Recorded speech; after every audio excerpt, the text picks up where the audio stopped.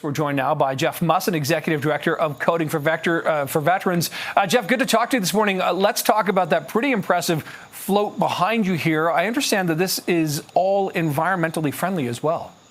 Yeah, so the float itself really has to all be natural. And when you see the Black Hawk helicopter, it's made out of parsley. You see our logo, it's made out of blueberries and kidney beans. There's an F-35 fighter jet made out of seaweed, and then there's a missile cruiser made out of silver leaves. And there's over 48,000 flowers. Of those, 32,000 roses have to be put on this float in the next 24 hours. That's pretty remarkable, yeah, because, of course, New Year's Day just a couple of days away now.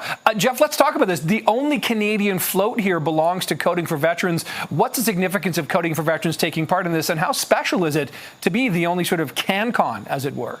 Yeah, so it's really great. So Coding for Veterans helps military veterans retrain for jobs in software development and cybersecurity. And the program's delivered 100% online in Canada through the University of Ottawa. And in the U.S., it's delivered 100% online through the University of Southern California.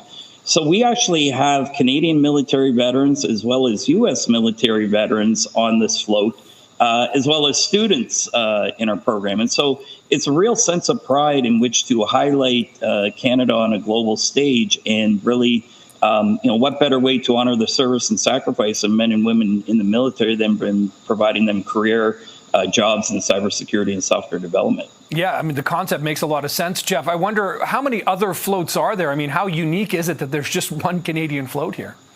Put it this way, we were in the parade last year, and we were the first Canadian float in 35 years to be here. We took home one of the top awards. The San Diego Zoo took home one of the awards. We took home the other top award. We were invited back, and there are 34 floats. It's a pretty unique opportunity in which to highlight Canada on the global stage. Yeah. And Jeff, what kind of time goes into creating that float? I mean, the designs, the materials you're using, it must take quite a while. Yeah, so we're here on the shop floor in the warehouse in Pasadena, California. That float started to get assembled in June. There's been over 6,500 man hours to put this together.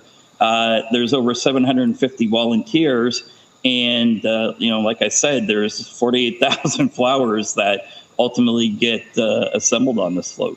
And how long is the parade route, and where could we possibly, I realize where it's taking place, but do you know if it's being broadcast somewhere, Jeff? I mean, how could we catch a glimpse of this? Yeah, absolutely. So it's not only broadcast on the Rose Bowl YouTube channel, but also on U.S. networks on ABC, NBC, KTLA. And it is at 11 a.m. Eastern Time, 8 a.m. Pacific, and it runs for 2 hours, and it's quite the spectacle. And so, Jeff, will there be Canadian veterans marching beside the float as well? What's the connection to what veterans will be there? Yeah, actually not marching. They're actually going to be on the float itself. Okay. And so we have a couple of Canadian veterans that will be participating.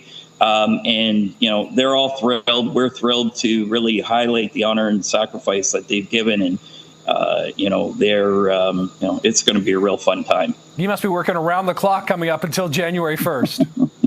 Put it this way, we were here at 4:30 this morning, and we're going all the way through, and judging, starts tomorrow morning. So we're going to be busy. We got over 250 volunteers coming out to finish this thing today. Hey, Jeff Musson, appreciate the chat here. Jeff Musson is the Executive Director of Coding for Veterans, joining us from Pasadena, California.